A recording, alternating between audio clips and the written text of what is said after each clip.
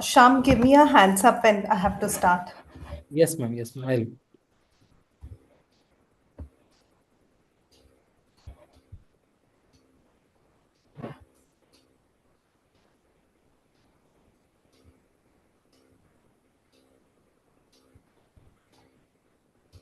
Ma'am, we are live, ma'am. So, good evening and a warm welcome to one and all for the Thyroid Clinic session. We are grateful to have you with us today for what promises to be an enriching session on thyroid health. To start off today's session, we'll be showing a brief video on the Indian Thyroid Society. So, this video symbolizes the society's mission, the ongoing initiatives, and the impact we strive to make in the field of thyroid health. So, I request the tech team to please play the video.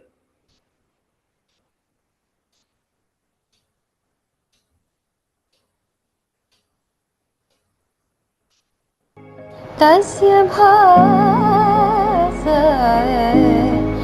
सर्वमिदं विभाति।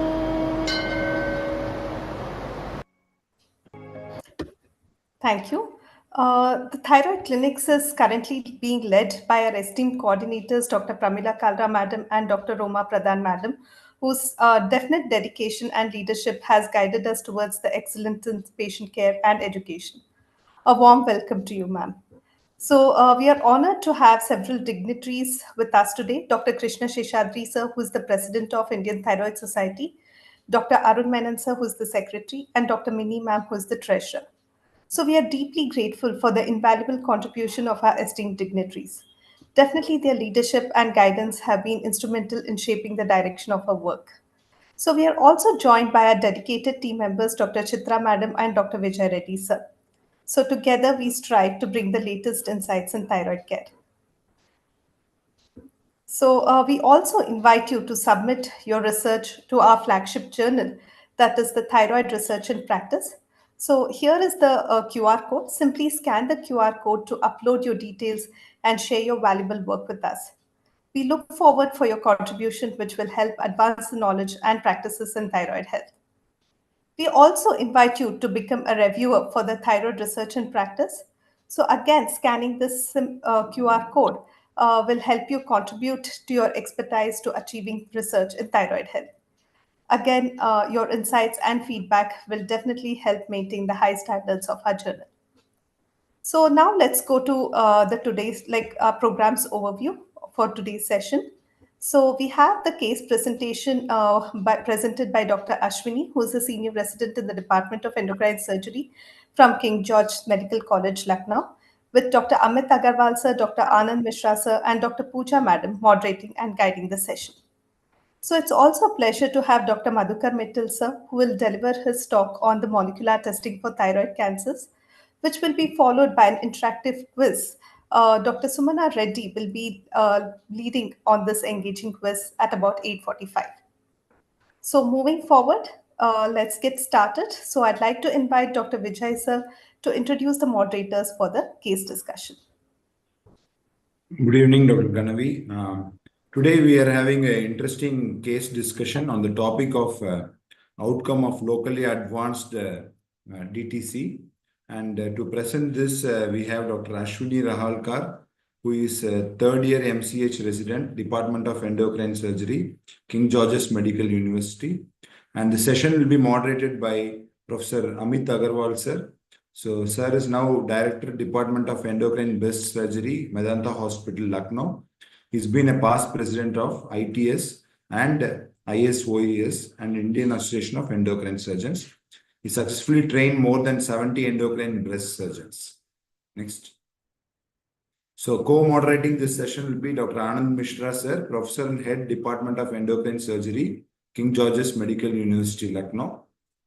And the next moderator will be Dr. Pooja Ramakant, who is Professor, Department of Endocrine Surgery, KGMU, Lucknow. She is Editor-in-Chief of Indian Journal of Endocrine Surgery and Research, and she's Vice Dean Innovation Intellectual Property Cell of KGMU. She has more than 100 indexed medical publications and more than 20 Best Paper Poster Travel Awards in various national and international conferences. Over to Dr. Ashwini Rahalkar. You can start the presentation. Good evening, everyone. And I would like to thank the Indian Thyroid Society for giving me this opportunity to present this interesting case of locally advanced thyroid cancer today.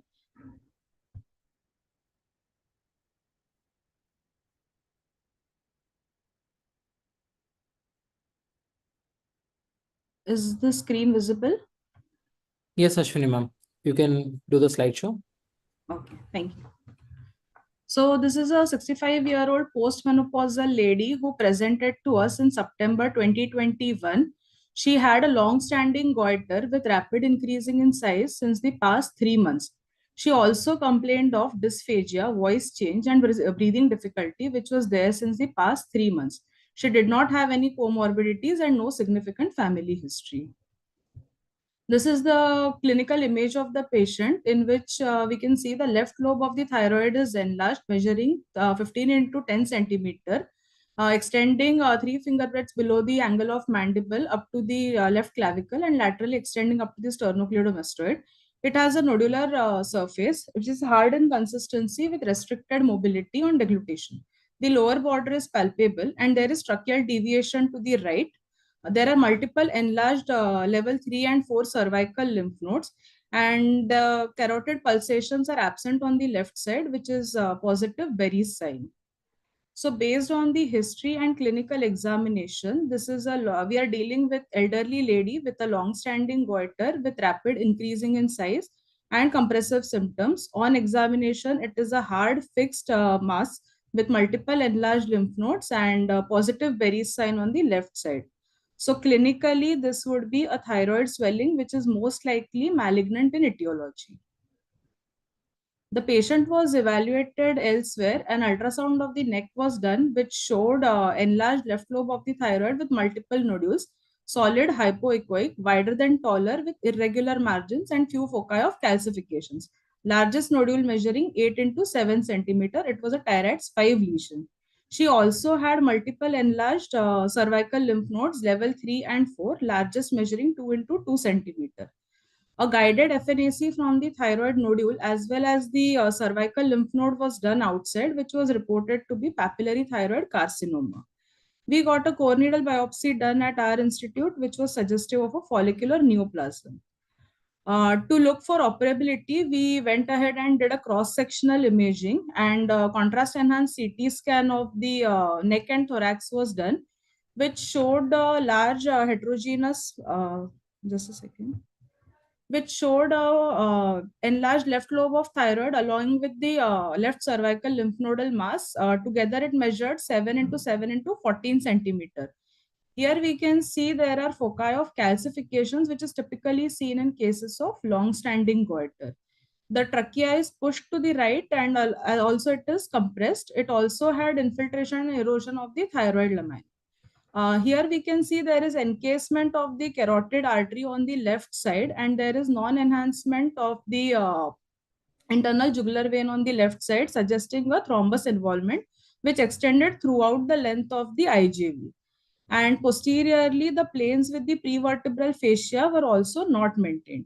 And the patient had multiple nodules in bilateral lungs, which was likely to be metastatic lesion.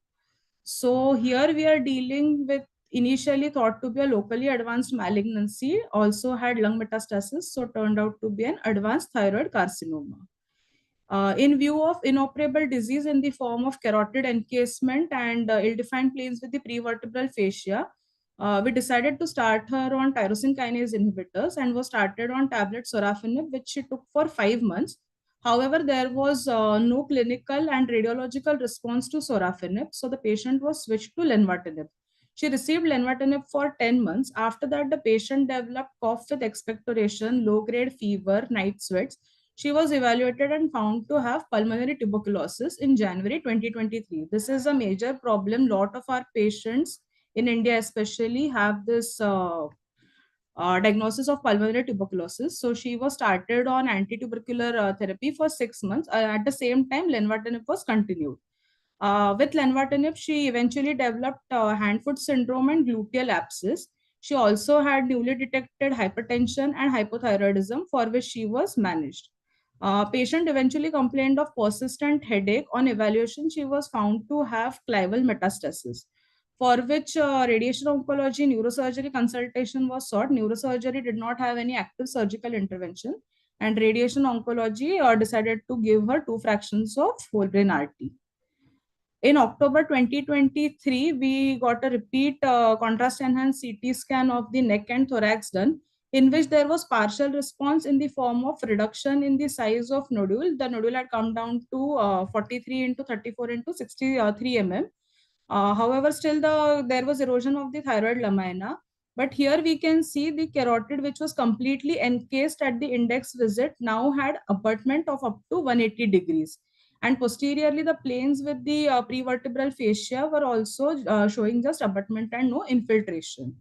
So, in view of progression of the disease, in view of clival metastasis and partial response to the primary site, and because of side effects of tyrosine kinase inhibitors, we planned the patient for surgery.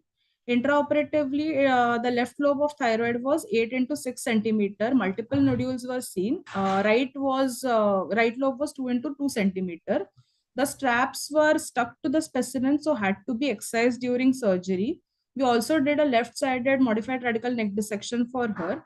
However, there was no plane for dissection over the left carotid artery, and the thyroid lobe was stuck to the thyroid artery, to the carotid artery. So decision was taken to go ahead and do a debulking surgery.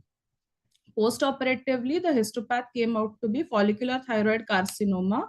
Here we can see extension of the tumor beyond the capsule, which was widely invasive, and none of the lymph nodes that were excised with MRND specimen were positive. So as per the dynamic risk stratification, the patient belonged to high risk disease group because of one was widely widely invasive FTC with incomplete tumor resection and distant metastasis. With this, she was started on thyroxine suppression to maintain a target TSH of less than 0.1 mill international unit per ml. So eventually, she was initially started at a dose of 125 microgram of levothyroxine, which was gradually increased up to 250 microgram to meet the target TSH suppression. She was also started on lenvatinib. She received 100 millicurie of radioactive iodine ablation in January 2024. In the thyroid uptake scan, there was uptake only in the thyroid bed, and none of the distant metastases were taking up the radioactive iodine. So post radioactive iodine ablation, the patient was referred again to radiation oncology department in view of gross residual disease, R2 resection, and 5 fractions of external beam radiotherapy were also given. In this year, August 24, she was actually planned for the next dose of radioactive iodine ablation. However, this time on withdrawal of thyroxine, she had increase in the clival metastasis. And because of that, she had abducens nerve palsy and developed lateral rectus palsy and diplopia, which was managed with oral steroids. And eventually, she has improved, and now there is no diplopia. The patient also complains of pain in abdomen. Her evaluation was done and ultrasound was done, which was suggestive of cholelithiasis with cholecystitis. And currently, she is being evaluated and planned for a laparoscopic cholecystectomy. On her biochemical evaluation in January 2024, her stimulated thyroglobulin levels were 64,200 with a normal anti-thyroglobulin levels. And on a repeat biochemical evaluation in October 2024, her thyroglobulin levels have come down to 442 and TSH is in the target suppression range, that is 0.1. So in summary, we have a 65-year-old lady with long-standing goiter with recent rapid increasing in size with compressive symptoms. CT suggestive of inoperable disease with lung metastasis. She was started on TKIs, had pulmonary tuberculosis, managed for pulmonary tuberculosis, had progression and developed clival metastasis, planned for surgery. Debulking surgery was done on thyroxine supplementation.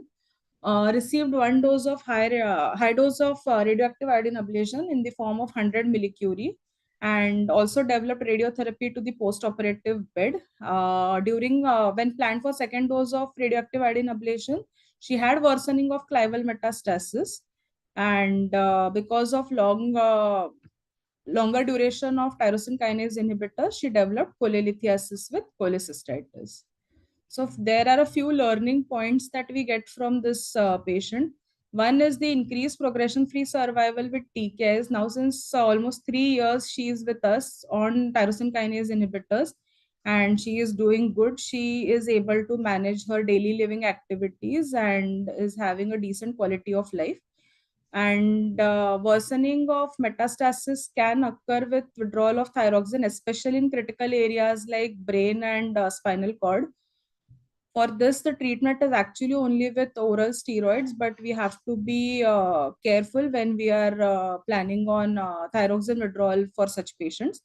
And third is that actually cholelithiasis with cholecystitis is not a very commonly reported complication associated with tyrosine kinase inhibitors. However, it can still be present, and we need to have a higher index of suspicion for the same in patients who are receiving tyrosine kinase inhibitors for a longer duration of time. So this is her photo taken just this week, where the patient, as we can see, is doing fine and happy. So just a brief review of literature. For differentiated thyroid carcinomas, actually there is a FDA approval for 3 drugs. First approval was given for sorafenib in 2012, where there was statistically significant progression-free survival with sorafenib as compared to placebo. However, the overall survival was not statistically significant.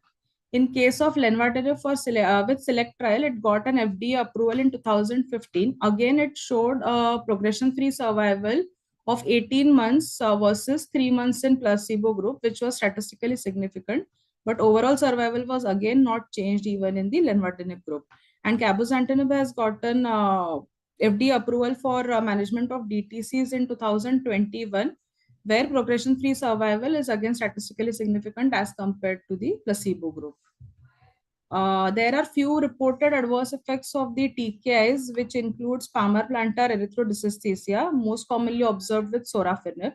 The management of which is usually done with hand and foot protection, application of urease cream, and moisturizers in the form of petroleum jelly. Also, pain relief medications should be given to the patient. Other skin lesions without palmar-plantar erythrodysesthesias also are most commonly seen with the sorafenib group itself, and that is usually treated in the form of oral steroids or topical steroids along with oral antihistaminics. Diarrhea is one of the most commonly reported gastrointestinal complication with TKIs, for which it is seen more commonly again with sorafenib, and it can be managed with loperamide alone. For nausea, there is as such no particular treatment recommended. Metoclopramide may be given in select patients, but usually it is nausea is not as worse to cause any discontinuation of therapy. Hypertension is very commonly seen in tyrosine kinase inhibitors, most commonly seen in lenvatinib. So it is recommended that index baseline blood pressure of the patient has to be monitored, and only in with controlled hypertension it can be started. In cases of resistant hypertension, it is advised that the tyrosine kinase inhibitors should be stopped. Patient should be treated initially with either ACE inhibitors or beta blockers. Once the blood pressure is controlled, then the patient can be safely restarted on tyrosine kinase inhibitors. And there are few reports of fatigue and weight loss. There are no specific management lines for the same, and neither is there a plausible explanation regarding the adverse effects related to fatigue and weight loss.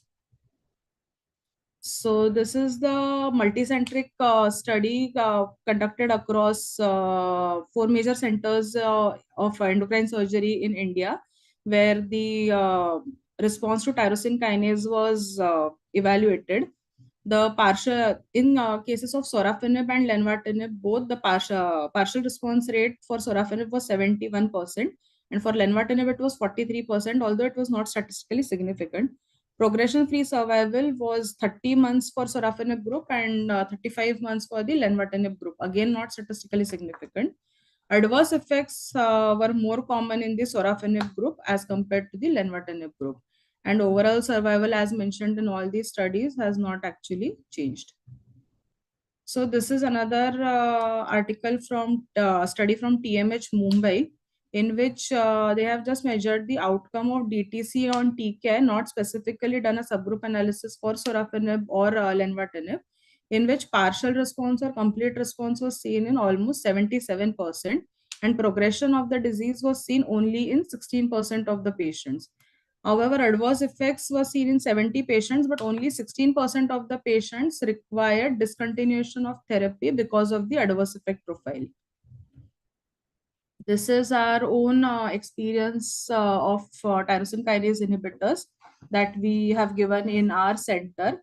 The overall survival for the DTC group was 30.6 months, and progression-free survival for patients of DTC in our study group was 21 months. Shall, And the adverse effect profile. yeah, go ahead. I think we can have some time for discussion. So you can have this slide after this. We can have. Yes, sir. Last Yeah. slide. Yeah. As for the adverse effect profile, in lenvatinib, the most common adverse effect that we saw and maximum number of our patients have gotten lenvatinib was fatigue. And as compared to that, cholelithiasis was seen only in one patient. Same with sorafenib and cabozantinib. Sorafenib mainly presented with fatigue, and in cabozantinib, majority of the patients had palmar-plantar erythrodysesthesia. However, we actually had not had any reason or any toxicity profile which warranted stopping of TKs in our patients. So thank you, Ashwini, for a very interesting case. So just a couple of points. As we all know, TKIs are really game changer for these locally advanced breast cancer. I can recall a decade back, these patients would hardly survive for 6 months. The quality of life is poor. They can hardly swallow their own saliva. But with TKIs, they have good swallowing. They are not dyspneic and they can do their daily course. So it is really a game changer. The only difficulty is to when to decide to stop these drugs.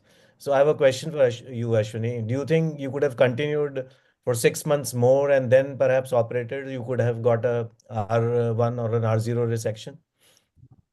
So probably, but the patient already had received TKS for a duration of 2 years now. Yeah. And because of the partial response, we decided that we'll go ahead. And she had worsening of distant metastasis in the form of clival metastasis. That was the reason mainly why we decided to go ahead with surgery first. Yeah, so as you said, it's always a dilemma when to stop it, and so there's a very narrow window when you can operate on these patients after giving neoadjuvant lenvatinib or other TKIs, So that window is really difficult to decide, but it was good that at least palliation was provided in this patient. The second point is that when you said withdrawal of lenvatinib, withdrawal of thyroxine caused worsening, perhaps use of thyrogen can, overcome this situation if the patient can afford it. So that's just a point for the sake of Yes, discussion. sir. There, the worsening of metastasis will actually not take place. And cholelithiasis, yes, in my experience also, I have not come across this complication, which is not so common as you already mentioned in literature. So TKS, yes, we have to really use. And sorafenib, I found really not a good drug.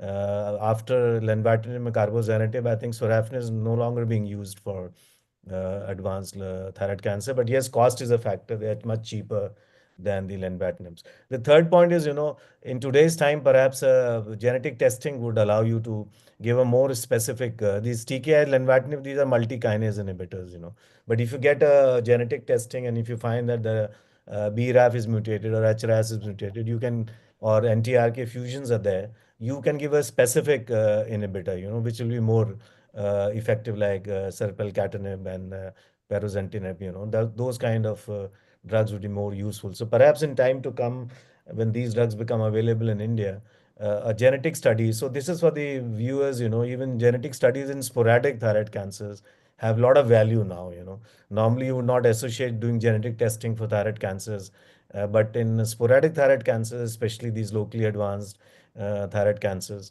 that really helps you to, titrate and see which TKIs to actually use, and they are more effective, less side effects. The problem with TKIs, they are very, they have a lot of side effects, and if you really titrate, can I ask you what the dose, average dose for your patient was? So we started with 24 milligram. She could continue with 24. That's very Yes, sir. unusual. Yes, sir. Yeah, She because could our Indian actually. patients, really giving them 24, they have a lot of diarrhea and hand-foot syndrome, and very few patients will actually get the full dose, So you really have to titrate it down to 10 milligrams or 14. But effective dose is actually 24 if they Yes, can sir. actually take it. So Western patients can take 24, but most Indian patients don't tolerate this kind of dose. So I think these are my few observations, but it was really a good case that exemplifies the modern management of thyroid cancer. As I said, 1 decade back, these were hopeless cases. It was like death sentence for them. But now, good quality and quantity of life, as shown by our patient who's still alive after 3, 4 years. Yes, sir. Pooja, you have any comments? Yes, so thank you, sir. You rightly said, and now today we are using multiple modalities. In this patient, we have used radio iodine, radiation therapy, surgery, tyrosine kinase inhibitors. So I think today's era of precision medicine, as you said, that if we know the genetic mutation, we can target specific those mutations also, and You have thyroxine to go suppression full also. throttle as you went for. But it was interesting that patient had actually radioiodine uptake, but otherwise these are usually radioiodine refractory kind of cancers. Yes, sir. And then surprisingly, in her FNA said papillary carcinoma, and then final histology was follicular. But there was So no poorly differentiated element in the follicular. No, surprisingly, there was no. We asked pathologists to regross because clinically we suspected that it was hard and fixed. So I think for all medical endocrinologists as well, again, I'll emphasize these are no longer hopeless cases. Send it to the right person. And maybe, it's kind of disciplinary management, the endocrinologists and the endocrine surgeons. Rather than sending these patients to medical oncologists, I think the endocrinologist and endocrine surgeons together can manage these patients and provide good palliation for these patients. 3 years for a locally advanced thyroid cancer with a good quality of life is amazing. So in fact, in her, our neurosurgeons didn't operate, but I was seeing clivus metastasis. Even they can be from the base of the skull surgeries. People have attempted surgeries. So they have done better than no surgery of metastasis. Yeah. So again, the point to be emphasized is now we are accumulating experiences. We have data, even though it's quite modest, but yet it gives us the feedback how the patients fare, what are the complications, what is the average dose they tolerate. So the good collection of data can give us more information how to tweak your management of these patients. Yes, in fact, in one of our patients, we had tracheostomy fistula also. So we have seen all spectrum of complications of TKIs. Yeah. Yeah, I mean, it's Hmm. really surprising how even old men who couldn't, as I said, swallow his own saliva is now alive after 3 years. So these patients do very well with the TKIs. The only thing is they need frequent visits to you. You have to Yes. titrate the dose, manage their complications. Hypothyroidism, hypertension, hand-foot syndrome, these are quite common. Diarrhea is very common. So these are the commonest side effects in our Indian patients. Thank you, Dr. Ashwini, for this wonderful case presentation. thank So you so shall much. we move forward now Can I to the next? can I have a question Sure, or a sure, comment? sure. So Amit, very interesting that we had a similar patient. Two comments. One is that I mean, sometimes we look at the skin lesions as benign, but they can progress to Steven Johnson's in some of these. So I would Yeah. be very careful. Def- In fact, we had to discontinue Lematinib, and then there is also cross reactivity. So when we stopped the Lenvatinib and tried to reintroduce Sorafenib, it reoccurred. Okay, that's And in interesting. fact, this patient aerodigestive invasion, nobody would touch him. In fact, I saw him after 4 years, and people had just told him nothing could be done. and Yeah. then now this patient on everolimus. So I mean that is a last resort, but that is one thing. The second question is there is some older literature and about the TKI inhibitors restoring iodine sensitivity. Uh, and it has always been a question of how long does it do so one of the things is that if somebody's on a TKI inhibitor, should we at some point of time relook at it, relook at iodine uptake to see if adjuvant iodine therapy can be given in some of these patients? So that was salumetinib, that was the which causes reiodination, induces reiodination, but not these TKIs. Only salmetinib has been seen in the trials. I think there's some data with sorafenib also, Okay. but I haven't seen it with the newer ones. No, but that I don't know the literature, but as in this case, she had a radioiodine uptake. Oh, she did. Yeah. So the ones that I'm talking, the one that I'm dealing with had no radioiodine uptake. But that's an And interesting sternal, thought. and Yeah. interestingly, it was sternal. Yeah. And the thoracic surgeon would not touch it because he felt that it had gone into the sternum. Yeah. One interesting thing is that when you stop the TKI inhibitor, They there's a grow. quick climb back of Yeah. the. Oh, they grow so fast. Yes, true. Yeah, that's a problem. You reduce the dose and they start growing. That's so that titration is very tricky. Yes. Fabulous case. Thank you. Thank you. So, in fact, our nuclear medicine colleagues are using TKIs in radioiodine refractory thyroid cancer patients with the view that they may become sensitive again. So, they are giving TKIs. So has it been shown objectively that they become But radioactive? there is literature. So, there is literature. So, on that basis, they are sending to us and asking to give TKIs. Yeah. But we started just 1.5 years back. So, it's too early to comment on our patients, how they have done. Great. Okay, thank you.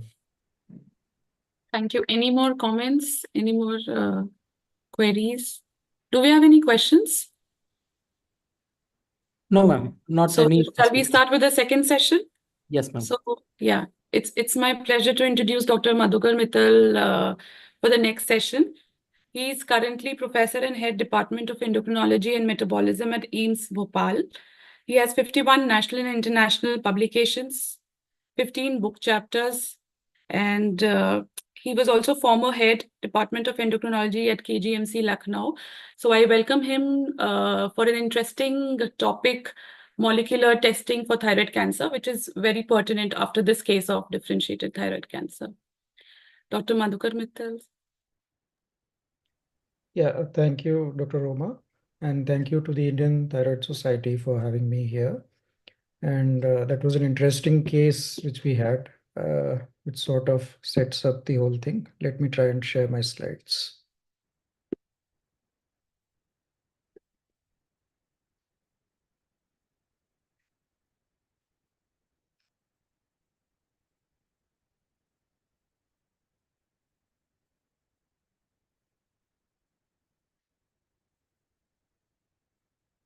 So are my slides visible? Yes, sir. You can go that slide mode karna, sir. Slide show. Yeah. Please.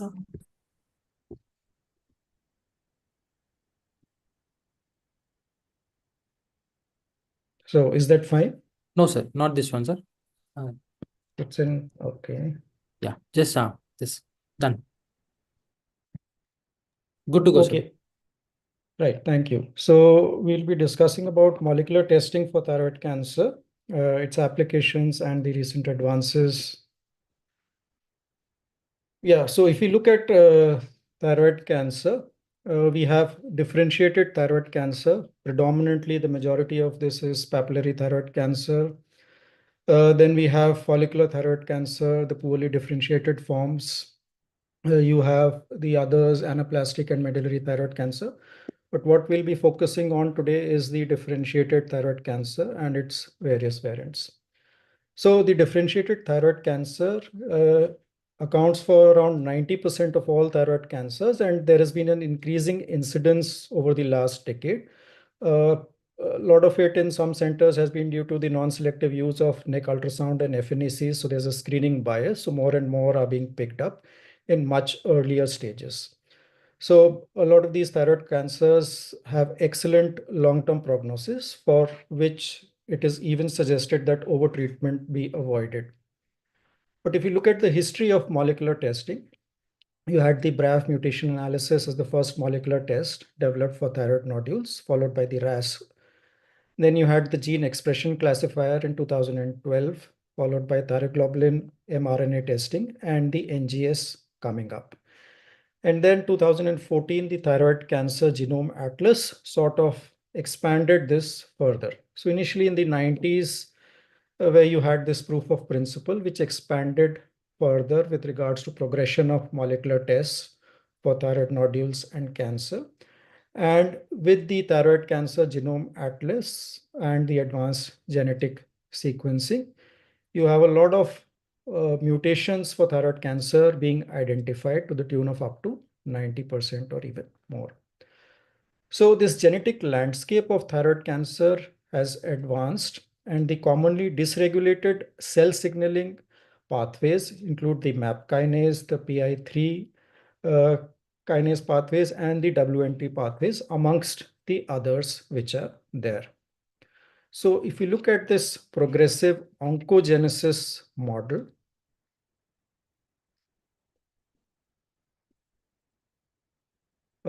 we can see from the follicular thyroid cells, you have differentiated thyroid cancer, be it papillary or follicular. And then you have these multiple hits, which can even progress to poorly differentiated varieties.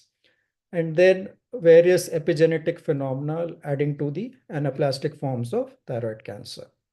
So this sort of sequential model sort of gives a simplified version of it. So let's go ahead as to why we need molecular testing for thyroid cancer especially. Thyroid cancer is the commonest endocrine cancer, with prevalence in India in thyroid nodules ranging from 12 to 15%. In the initial evaluation, we do a thyroid function test, ultrasound, and a cytology, where only around 15% prove to be malignant. However, there is a significant chunk which gets indeterminate results on cytology, so around 10 to 25%. And this is where clinicians have a dilemma as to what to suggest to the patients further, because in these patients, the malignancy risk may be seen in 1/6 to 1/3 of these patients who get indeterminate cytology. So ambiguity persisting regarding management of cases reported in these indeterminate diagnostic categories, where they are reported as atypia of uncertain significance, follicular lesions of undetermined significance, a follicular neoplasm, or suspicious for follicular neoplasm, although these terminologies are about to be changed as and when it gets published in literature. But as of now, this is the last terminology. So this is the one which I have highlighted, which is the atypia of undetermined significance or FLAS or follicular neoplasm, which sort of where the molecular diagnostics initially sort of took off. The malignancy rate ranged here from 5 to 15% and 15 to 13% here. So what was offered was a repeat cytology, a repeat FNA, or an ultrasound follow-up, or even a diagnostic surgery in the form of a lobectomy was suggested. But what has been added on now is molecular testing to sort of stratify or identify the patients who actually, with the use of molecular testing, can be picked up, so that 1/6 of those 1/3 who actually have malignancy can be picked up much earlier. So what to do when you have the diagnosis of an indeterminate thyroid nodule, where these Bethesda 3 and 4 nodules, more than 2/3 are benign, but still you have 1/3 where you need to take care of in terms of malignancy risk. Diagnostic surgery, as I mentioned, lobectomy, which was done, is actually not cost effective, with involvement of surgical risk and potential post-operative consequences, especially for the 2/3 who are of those nodules which are actually benign. So 2/3 of the individuals will go on to have unnecessary diagnostic surgery. So we can try and sort of screen them. Molecular testing, a combination of genomic, transcriptomic, or microRNAs to assess the risk of malignancy. Its use, especially predominantly in the West, there's been a major use, has resulted in a significant reduction in the rates of diagnostic surgeries by up to half to 2/3. And currently, the three commonly used molecular tests are the Thyrosec version 3, a Afirma gene expression classifier, and a combination of Thigen Next and Thyra MIR. And there is recent literature, liquid biopsy, which is upcoming but still not established. So if you look at this, the Thyrosec is the one which is commonly used. And then you have, which is based on the NGS, then you have the Afirma, and then you have the combination of Thigen-X and Thyra MIR. So let's look at the technologies for this. The Thyrosec version 3, it's a targeted DNA and RNA next-gen sequencing covering 1,112 genes plus more than 120 fusions. It has a good sensitivity of 94% and a specificity of around 82%. If you look at the Afirma, which is RNA NGS mRNA expression based, 1,115 genes expression, along with mutation hotspots and fusions. Here the sensitivity is around 91%. The specificity is lower at 68% here. And then you have the combination where a targeted NGS is done, and this is done sequentially. And mRNA expression is done actually where the targeted NGS is not able to pick up thyroid cancer. It's not done in all cases. Here, the overall sensitivity is 93% with a specificity of around 90% here. And these have been validated in various studies, although the validation studies have been questioned, especially for the Afirma and the combination Thigen Next and Thyra MIR. So which tissue, if we are using molecular testing, which tissue to be used? It's done in the FNA tissue samples or in the formalin-fixed paraffin embedded samples. Primary and metastatic thyroid cancer usually maintain the same driver mutation, so it can actually be done from the tissue obtained even from metastatic samples as well. It's also been tried for peripheral blood, the liquid biopsy samples as well. So based on the sensitivity and specificity, some of these tests are used predominantly to rule out and some to rule in. And if you look at the combinations, we talked about the sensitivity and specificities, the Thyrosec and the combination Thigen-X MIR, they score pretty well if for both the concepts of ruling in or ruling out the disease. Where if you look at the fourth, which I didn't talk about, the Rosetta, it's predominantly to rule out the thyroid malignancy. So just a bit about the combination one, where you have the, it's a two-part molecular test where first the Thigen Next is offered. And if it is negative, then the MIR is reflexly done. So this is how it is. Indeterminate nodules going on Thigen Next. And if you have a no detectable or weak mutation, that is when you go for the microRNA expression. If a strong mutation is initially detected in the NGS sample, then one can take a decision for going straight away for surgery rather than for the microRNA expression. The Rosetta GX, based on the microRNA non-coding RNAs implicated in gene regulation, measuring 24 microRNAs using the thyroid FNA smear here. Here, the sensitivity and specificity ranges to around 70% here. And it's not widely used. The other ones are more widely used. What about the Indian setting? Because these are actually not available in the Indian setting.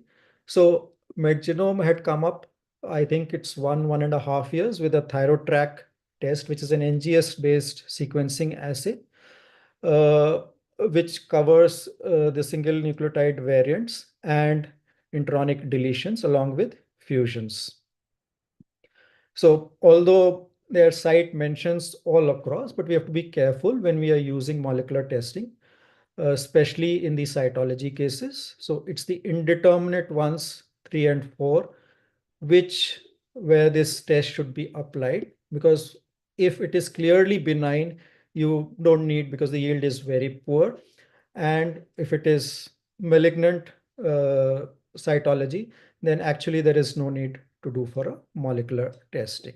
However, in certain cases, as we'll discuss, beyond cytology, molecular testing is also done.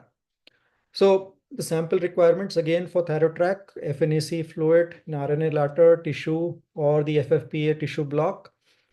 The limit of detection here is 5% VAF for synchronucleotide variants and the intronic deletions. The panel inclusion here is much limited as compared to the previous Western ones. 46 genes here for SNVs and intronic deletions, 23 genes analyzed for fusions. The sensitivity here is 98% for these particular identified variants. So let's look at when to do this molecular testing and whether the scope is expanded beyond just cytology. So to rule in and rule out malignancy in indeterminate intermediate cytology of the thyroid nodule. So patient should be counseled regarding potential benefits and limitations of molecular testing prior to doing this test. And if intended to take a decision on this, it is suggested by the American Thyroid Association that it should be performed in certified laboratories by CLIA and CAP. So the ACE recommendations, not recommended in nodules with established benign or malignant cytology. And this I'm talking of cytology alone. Molecular testing should complement, not replace cytologic evaluation. And the results are especially when they are expected to influence clinical management. That is when this becomes really, really important. So with regards to an approximate risk of malignancy for each mutation and fusion, we can have varied risks. And that is where, as Dr. Amit Agrawal and Dr. Pooja were mentioning, this personalized medicine is taking off actually, and will sort of take off even further with targeted therapies being available now. So actually this molecular testing, especially in these indeterminate thyroid nodules, is really, really helpful in picking up those 1/3 cases. So risk refinement for suspicious for papillary carcinoma cytology, it can really alter the surgical decision, especially if positive for BRAF, RET, PTC, and other mutations where the estimated risk for malignancy is really, really high, more than 95% or beyond, and should be considered similar to cytologically diagnosed thyroid carcinoma in cases where the estimated risk for malignancy is high. What about molecular testing at initial management by providing prognostic information to guide extent of therapy? And this is what we were discussing in regards to the previous case as well. So where this molecular testing can actually help. So utilizing the genetic information in deciding the extent of surgery, and also in administration of radioactive iodine ablation. That is where molecular therapy is also having a greater role to play, especially in future as well. With regards to the BRAF V600E mutation, is the most common driver mutation in papillary thyroid carcinoma and its variants. And there is compelling evidence that this mutation is associated with aggressive histopathological features like extrathyroidal invasion, lymph node metastasis, and recurrence of the disease. So if one is able to identify this mutation, then one can take a decision with regards to a more aggressive surgical course. Combination of one of these TERT promoter mutations or RAS mutations carries worse prognosis than either single mutation alone. And these combinations may thus justify a more proactive approach to initial management of patients. So where these TERT promoter mutations are associated with aggressive tumor features, so combination brings together a more proactive approach to initial management.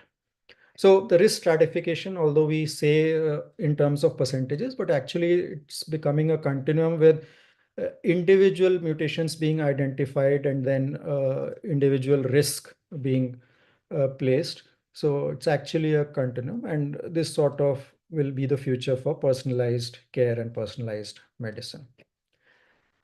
So this spectrum goes on getting expanded for aggressive subtypes of thyroid carcinomas, maybe even medullary, poorly differentiated, and anaplastic. having high disease-specific mortality.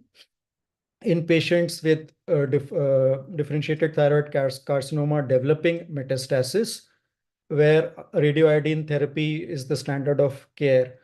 However, we know that 70% of these tumors lose this radioactive iodine avidity and become resistant. So there again, this molecular testing can play a role. Progressive thyroid carcinoma on radioactive iodine therapy may be stable on thyroid suppressive therapy. So all these roles are getting expanded. Recognition of important molecular drivers and signaling pathways has led to development of molecular targeted therapies. And this we discussed as in our previous case as well. So multi-kinase inhibitors acting on several kinases. We talked of sorafenib, lenvatinib, and cabozantinib. But monokinase inhibitors are also on the way with more selective inhibition of single kinases with favorable efficacy and limited side effect profile. And some have been approved by US FDA for treatment of advanced thyroid cancer. So if one has a molecular basis to using a particular monokinase inhibitor, that could help specifically our patients with regards to personalized medicine. So it is actually changing our practice, molecular testing, to identify a targetable genetic alteration. In the West especially, there's a trend towards early molecular testing in patients with locally invasive or metastatic disease. Use as neoadjuvant therapies before surgeries for patients with inoperable or surgically high-risk locally invasive thyroid cancers, or even as redifferentiating agents for those refractory to radioiodine therapy to subsequently enable them for radioactive iodine therapy possibility. So this is just a slide to show the various kinase inhibitors here. And if we can see the immune checkpoint inhibitors here in blue, and you have the multi-kinase inhibitors in yellowish orange here. But what the world or the future holds is these targeted therapies, the monokinase inhibitors. And here the molecular therapies may actually play a role in identifying the specific level of the mutation and whether the individual drugs would help benefit individual patients for better survival. So these are just a list or a slide showing the various studies with regards to genetic alteration based targeted therapies. I'll not go into details with regards to the kinase inhibitors I'm so here. sorry to disturb, Dr. Madhukar. The time it's exceeding. We have to have a quiz also. If you can just wrap it up if possible. Sure. We'll do that. So just a couple of slides here. These are some of the FDA-approved molecular targeted therapies. And to summarize here, there has been a significant progress in identifying the mutational markers of thyroid cancer over decades, and especially with the Genomic Atlas post 2014. You have a host of numerous specific mutations being identified in thyroid cancer. But interestingly, BRAF or RAS, we say that, but more and more BRAF-like or RAS-like sort of being identified with a combination of molecular markers being identified in individuals. So this is what will shape the future. So the initial classification, which was based on cellular origin, the anatomic or pathologic morphology, the TNM staging. Now we are moving from beyond even to mutational status to molecular pathways and gene expression profile. And the future may be even tumor immune phenotyping here. So three main molecular approaches: testing for somatic mutations, gene expression evaluation, and the microRNA based classifiers. This is what we need to do. Identify a test to rule in or rule out based on specificity, sensitivity, and predictive values. A Afirma, Thyrosec, and a combination Thygenex, ThyroMIR are there, and ThyroTrack in India. The diagnosis of thyroid nodules with the indeterminate cytology, identifying underlying driver genetic alterations, and helping to choose a specific genetic alteration-based therapies based on monokinase inhibitors is the future. Just so take-home messages so that I end quickly. Molecular testing of thyroid nodule and cancer has improved the diagnostic accuracy.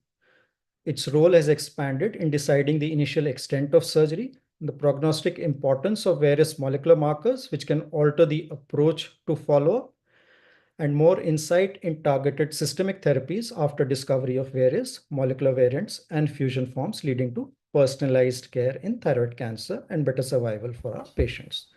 So I'll end here. Thank you. Thank you, sir, for a very informative and enlightening talk on this novel topic. I do not see any questions here. Do the other panelists or the faculty want to pose questions to Madhukar, sir? Or should we move on to the next session? Yes, in the interest of time, to all the students waiting eagerly for the quiz. Yes, ma'am. Now, in inviting Dr. Sumana Unnuru Reddy, who's an associate professor in the Department of Endocrinology in NIMS Institute in Hyderabad. So these are the rules of the quiz, and Dr. Sumana will take us through them.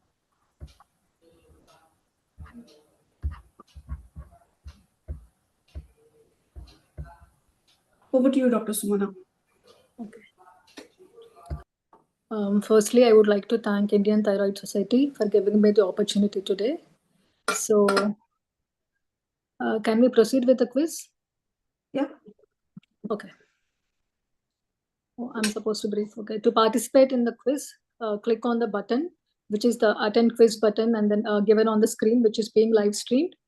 The quiz is being conducted through a platform called Slido, and you are requested to use a laptop for ease of experience. And this quiz will run for 5 minutes, and it contains 10 questions. The quiz master will display case or description of question by screen sharing. And then there will be 10 questions, and each question will be given 30 seconds time. And then kindly do not refresh the page or go back onto the page, or else all your answers can get lost. Maybe you can go ahead and screen share the questions. Oh, okay. Can I screen share? Yeah. Yes. Just 1 second.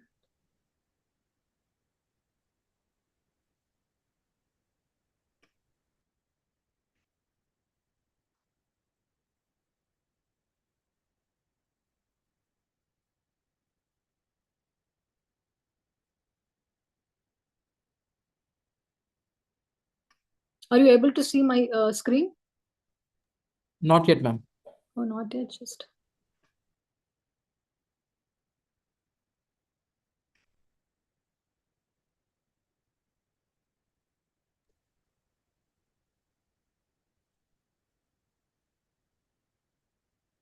Can you now? Yes, we can. Yes, ma'am. So here we start with the quiz. The first question is, which one is not one of the protective methods used for thyroid protection during iodine 131 MIBG treatment of the other tumors like neuroblastoma or so on? And the options include A, potassium iodine, B, methimazole, C, levothyroxine, D, steroids.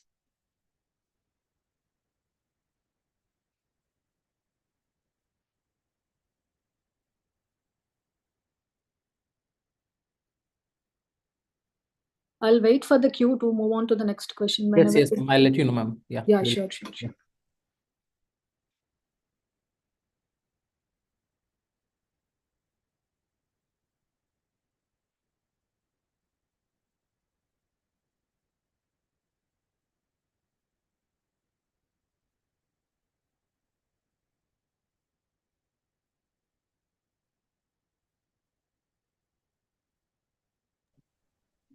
Ma'am, we can move on, ma'am. Yeah. Sure. And the second question is, which genetic syndrome is associated with an increased risk of papillary thyroid carcinoma, multinodular goiter, Sertoli Leydig cell tumors, pleuropulmonary blastoma, and cystic nephroma? And the options include A, Cowden syndrome, B, familial adenomatosis polyposis, C, Carney's complex, and D, Dicer 1 syndrome.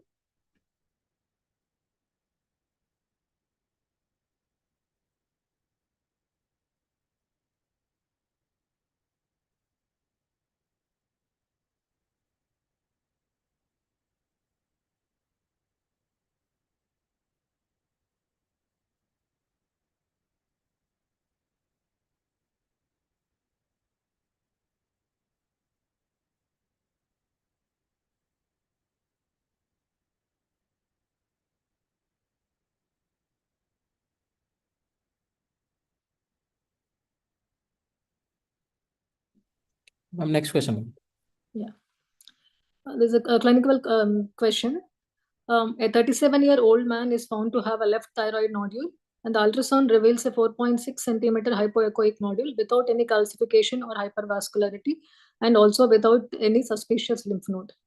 FNA of the nodule reveals follicular neoplasm, which is Bethesda class 4. Repeat FNA biopsy with molecular analysis reveals a red PTC rearrangement. So what is the next step in the patient's management? The options include A, referral for lobectomy, B, referral for total thyroidectomy, C, referral for total thyroidectomy with bilateral neck dissection, and D, repeat FNA biopsy in 6 months.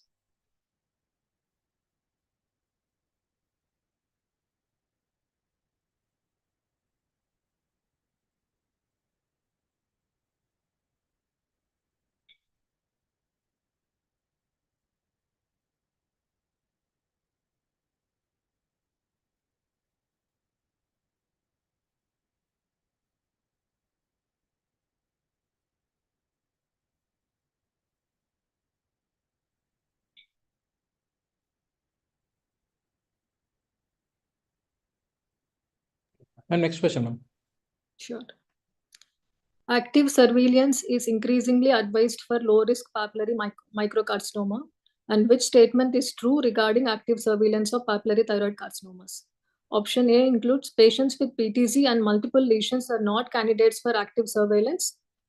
Option B, women who are desiring pregnancy are not candidates for active surveillance. Option C includes invasion into strap muscles warrant surgery. Option D is presence of parathyroid disease which requires surgery is an indication for thyroid surgery.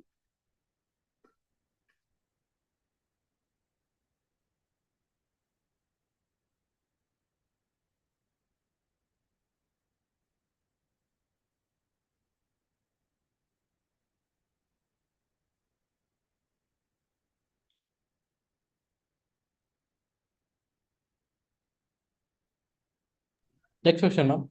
Yeah, sure. So, which genetic mutation is most commonly associated with dyshormonogenesis in congenital hypothyroidism? Option A, TSH receptor gene mutation. Option B, DUOX2 gene mutation. Option C, PAX8 gene mutation. And option D, NKX21 gene mutation.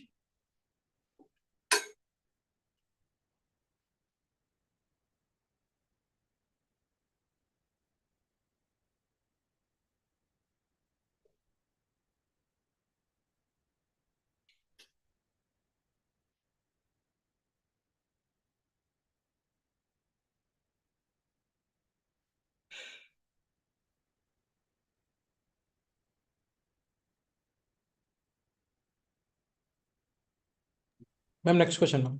Sure. The question is, a 32-year-old man with widely invasive follicular thyroid cancer undergoes total thyroidectomy, followed by radioactive remnant ablation using 150 microcurie of iodine 130.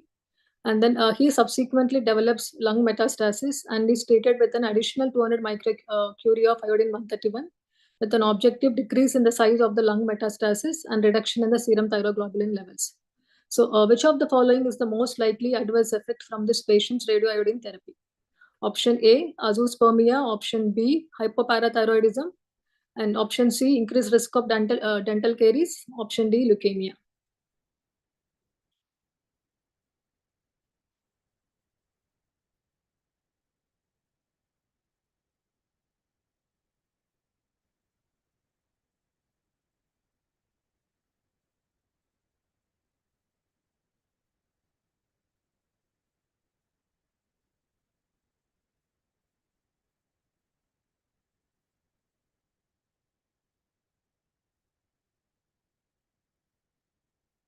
Ma'am, next question, ma'am.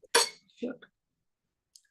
Which of the following statements is true regarding the production of iodine 131?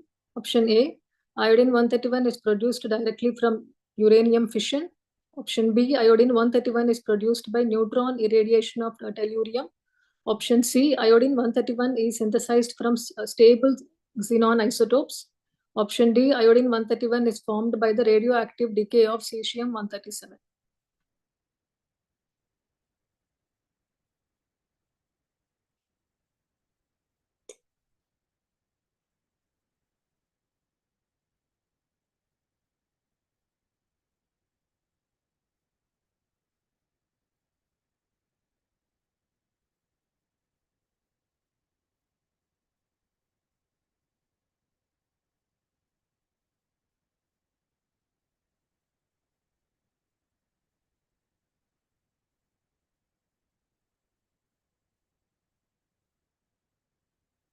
Ma'am, next question, ma'am.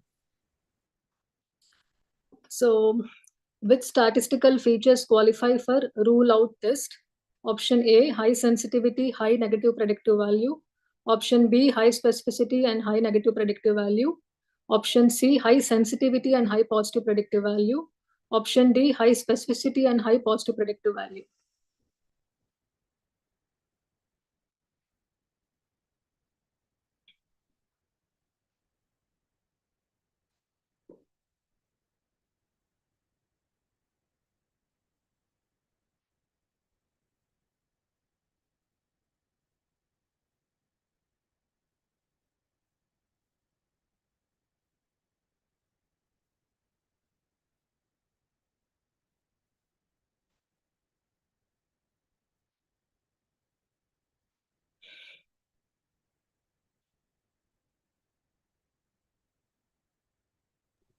Ma'am, next question. Sure. In the context of thyroid eye disease, Barrett's index is typically measured using imaging techniques. So, which of the following statements best describes its clinical significance?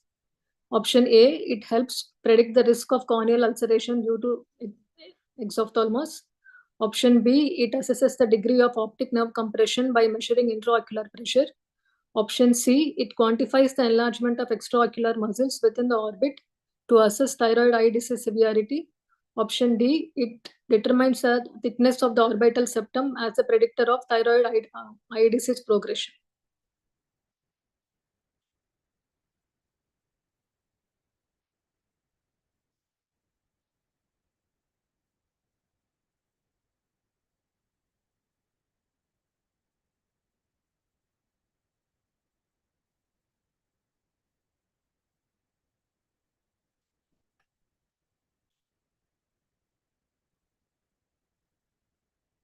Ma'am, next question. Okay, here is the last question. Which thyroid nodule test has a two-step testing process, including both genetic mutation testing and microRNA expression analysis? Option A, Thyrosec GC, and option B, Afirma. Option C, Thygen Next, and with Thyra MIR. Option D, none of the above. So, at least 3 questions have directly been covered in the topic. So,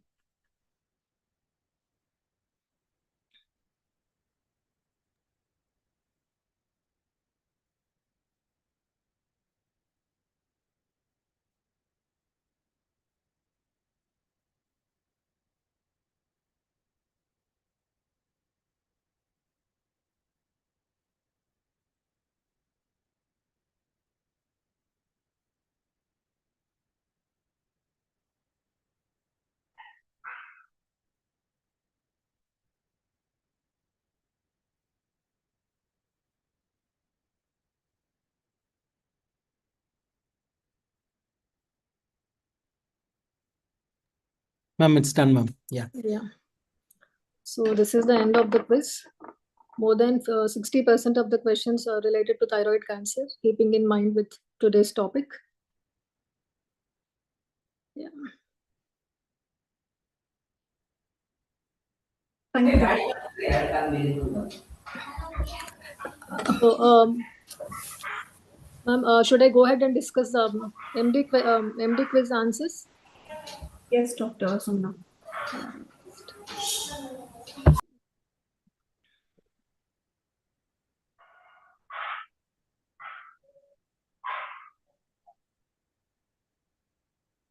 So just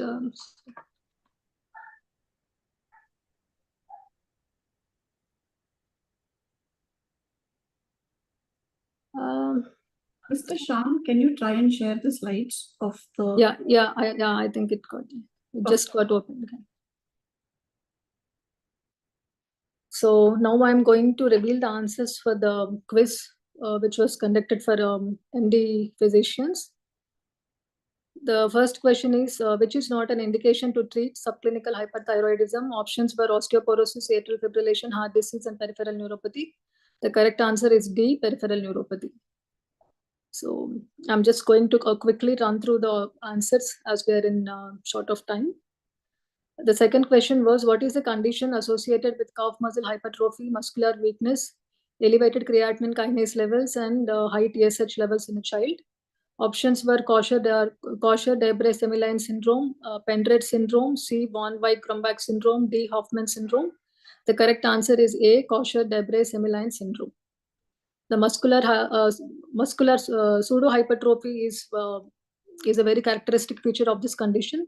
And this muscular hypertrophy happens not only in the calf muscles, but it also can be seen in the arm muscles and even in the facial muscles, giving a very athletic appearance to the child. Diagnosis is very important because this can be confused with the primary muscular dystrophies in children. So TSH testing is very important even in the muscular conditions.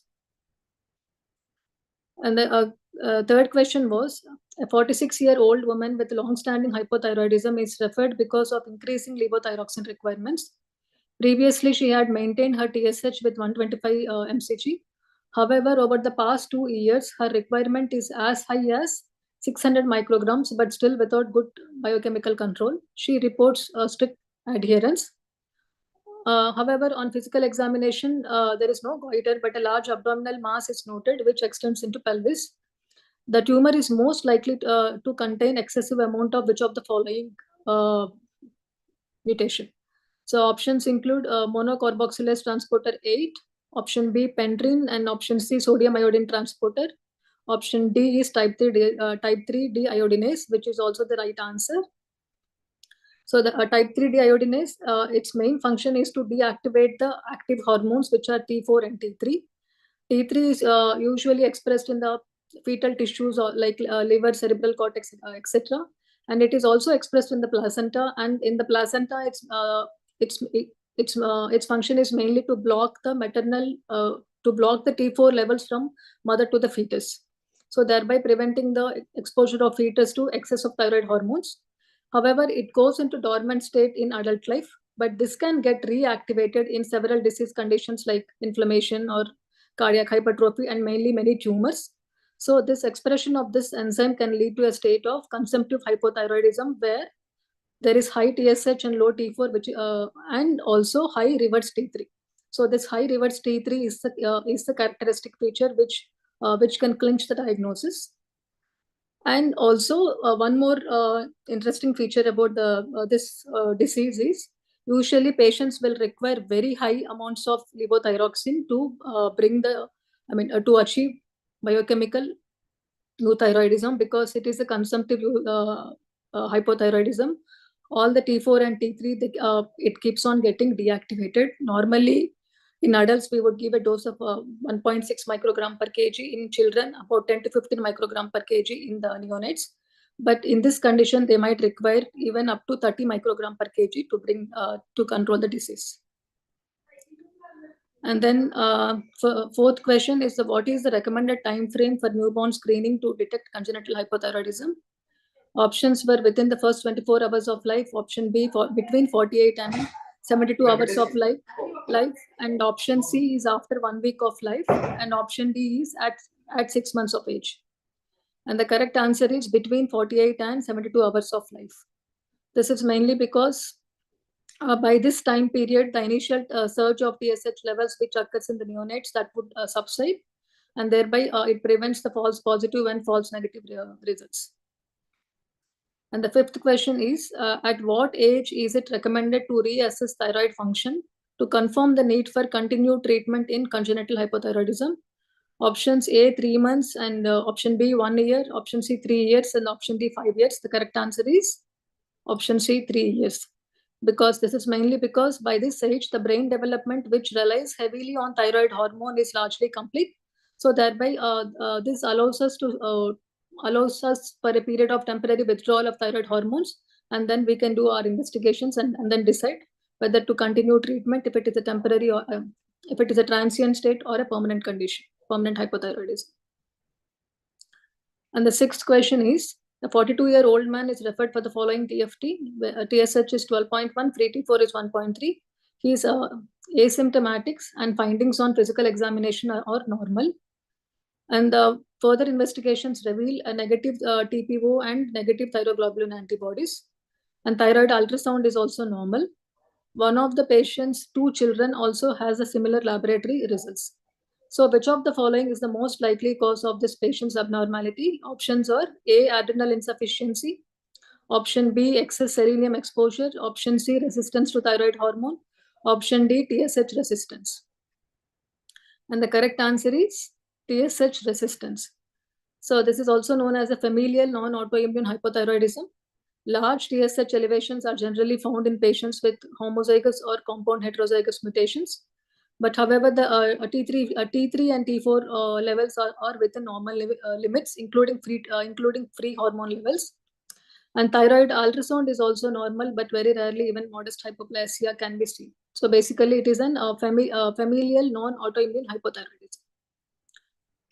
And the 7th question is, what is the main site for levothyroxine absorption? Options are stomach, A, option B, proximal small intestine, option C, distal small intestine, and option D, large intestine. And the correct answer is distal small intestine, C. So biotin interference can produce the following thyroid function test pattern. So option A is low TSH, high free T4 and high T3, and option B, low TSH and normal free T4 and T3. Option C, normal TSH and low free T4 and T3. Option D, high TSH and low free T4 and low T3. So the correct answer is low TSH, high free T4 and high T3. So biotin can produce a thyroid function pattern exactly simulating hyperthyroidism. It is not only that, it can also cause false elevation of thyroid stimulating antibodies. So the picture can mimic the Graves' disease. And this happens mainly when the dose, when you're taking a very high dose, because the normal recommended dose is about 30 micrograms. But all the hair and nail supplements which generally are used by the people, they contain a very high doses. And this can lead to this kind of thyroid function pattern. And we have to stop the medication for 2 to 7 days and then repeat the testing. And the 9th question, all of the following increase iodine requirements in pregnancy except option A, increased renal iodine clearance. Option B, elevated maternal thyroid hormone production. Option C, transfer of iodine to the developing fetus. Option D, decreased maternal thyroid binding globulin levels. Correct answer is decreased maternal thyroid binding globulin levels. In fact, TBG levels actually increase in pregnancy. It is not the decrease. But however, it does not directly impact the iodine requirement in pregnancy. And the last question for the MD quiz. Teprotumumab has been approved against thyroid eye disease, and it acts against which receptor? Options include A, TSH receptor, option B, IGF-1 receptor, option C, epidermal growth factor receptor, and option D, vascular endothelial growth factor receptor. And the correct answer is IGF-1 receptor, which is option B. This has been approved, and it has been shown to be very effective in improving proptosis and clinical activity score. And why this is used? Because the patients with the Graves' disease, they overexpress the IGF-1 receptor in their orbital fibroblast, B cells and T cells. Thereby, thereby it can lead to the production of inflammatory cytokines like interleukin 6. In addition to hyaluronic acid and other extracellular matrix molecules, thereby it leads to the soft tissue expansion both in the fat mass as well as in the muscular tissues in the eye, in the orbit. So this brings us to the end of the MD quiz answers. Ma'am, we have the winners, ma'am. Yeah, sure. If it is okay, I can share the screen, ma'am. Sure. We can stop your screen share, ma'am. Yeah. Okay, man, just one.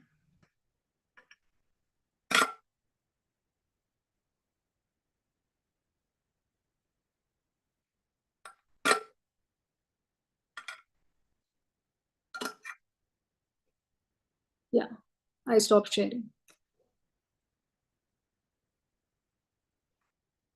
Thank you, Dr. Sumana, for taking us through a brilliant quiz. And the winners of the quiz, which was held for practitioners, the first place goes to Ummanni Saumya. Your email ID is flashed there. So, and the second place goes to Kavyashri Velchuri. Congratulations, winners. And thank you, Quiz Master, for taking us through the answers so patiently.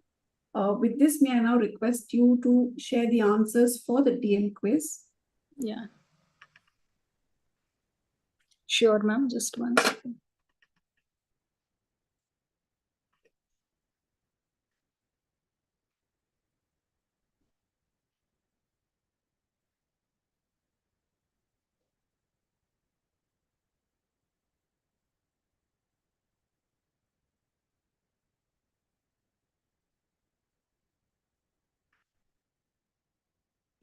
So the answers for the DM quiz. So for the first question, can I directly go to the answers instead of repeating the question? Just or should I? Absolutely. Yes, ma'am. Yes. I think we can see the questions. Yeah. Since we have. So the correct answer for the question 1 is steroids. This is so. When treating certain tumors with iodine 131 MIBG, thyroid protection is necessary, as this can is necessary to prevent radioactive iodine uptake by the thyroid, which can lead to thyroid damage. And this is especially relevant in children because many of these neuroblastoma and all, the iodine 131 MIBG is given as a part of treatment. And so these children will be rendered hypothyroid for the life. So many have been tried. This is the famous DBR regimen called dilute, block, and replace. Dilute with potassium iodide and block with methimazole and replace with levothyroxine. So the correct answer is, steroids have been tried, but they have not shown much response. So, and coming to this is the relevant reference. And this is the second question asking for the syndrome of multiple thyroid conditions along with other tumors. The correct answer is Dicer-1 syndrome.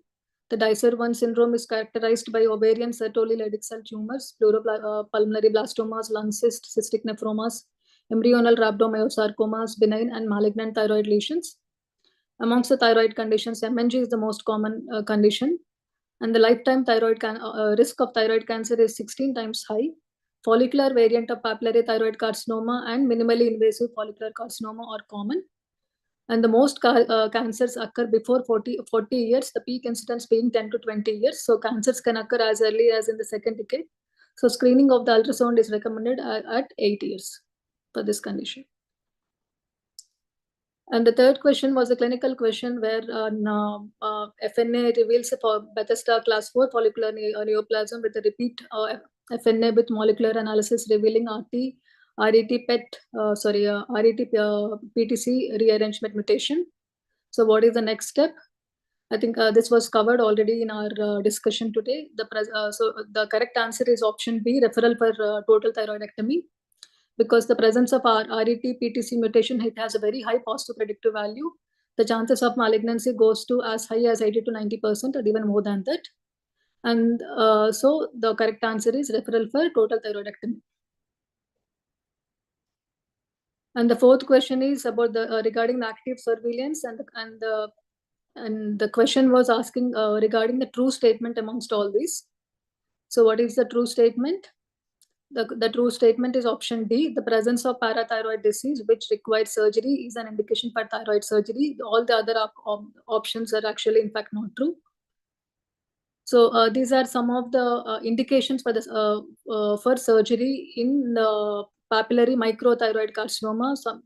These include presence of clinical lymph node metastasis or distant metastasis, clinically apparent invasion into the recurrent laryngeal nerve or trachea, diagnosis of aggressive subtype of papillary thyroid carcinoma, and the tumors which are adherent to the trachea or along the course of recurrent laryngeal nerve, or if the tumor is associated with other thyroid or parathyroid disease requiring surgery.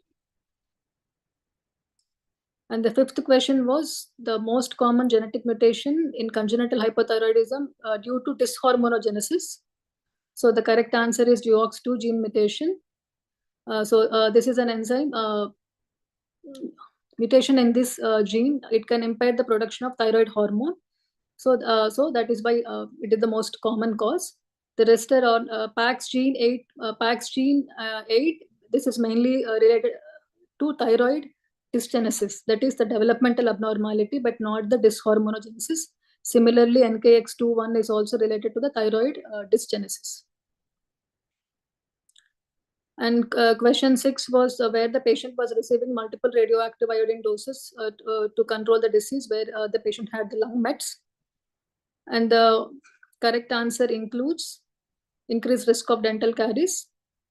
Why this happens? One of the most common adverse effects of the radioactive iodine therapy is salivary gland damage. This can lead to salivary gland pain, swelling, infections, and stones, and decreased salivary production leading to xerostomia. and this xerostomia results in excessive dental caries. Studies have shown up to 40 to 60% of the patients can have salivary gland dysfunction. And the patients can also experience difficulty eating certain foods and even challenges in talking for longer intervals if the patients are given multiple doses of radioactive iodine. The other, and the next question is, which of the following statements regarding the production of iodine 131, the correct answer is option B. Iodine 131 is produced by neutron irradiation of tellurium. This is just a fact statement. And question 8, this also has been covered in Dr. Madhukar's talk. So which statistical features qualify for rule-out test? The correct answer includes option A, high sensitivity and high negative predictive value. It's basically the ability of the test to determine correctly the absence of the disease. So in the context of thyroid, so it helps us to reassure the patients that there is no malignancy in thyroid nodules. In contrast, tests with high specificity and high positive predictive value are good to rule in disease. And question 9 is regarding Barrett's index. And the correct answer is it quantifies the enlargement of extraocular muscles within the orbit to assess the thyroid eye disease severity. Basically, this is an measurement made on CT or MRI. Horizontal index and vertical index are measured. And the interpretation being a Barrett's index of more than 60 is highly sensitive and specific to suggest dysthyroid optic neuropathy. Less than 50% rules out the optic neuropathy. This is the Barrett's index. And the last question again, which has been covered in Dr. Madhukar's talk, which thyroid nodule test has two-step testing process? The correct answer is option C, Thygen Next Thyra MIR. So that brings us to the end of the quiz. Ma'am, we have the winners ready. Yeah, sure. If you can allow, yeah. Sure, I'll just stop sharing the screen. Yeah, I stopped sharing the screen. Thank you. So the quiz winners for the DM endocrinology residence, the first place goes to Dr. Parag Agarwal, who's got a score of 5 out of 10. And the second place goes to Dr. Siddhartha Chakravarti, who's got a score of 4 out of 10, as does Dr. Abhijit, who holds the third place with a score of 4 out of 10. Now, when two people have got a score 4 out of 10, we look at the time they took to react to give the answers. So thank you, Dr. Sumana, for the quiz, and congratulations to all the participants and the winners as well. Thank you. Thank you, ma'am, for leading a very engaging quiz. Madam, definitely your detailed explanations were enlightening. So as we conclude today's session, I'd like to thank Dr. Ashwini for taking us through this very interesting case, even with clavul metastasis and locally advanced cancer as well, with a survival of about 3 years with TKIs. I would like to extend a special note of appreciation to Dr. Amit Agarwal sir and Dr. Pooja ma'am for moderating this session in a very engaging way.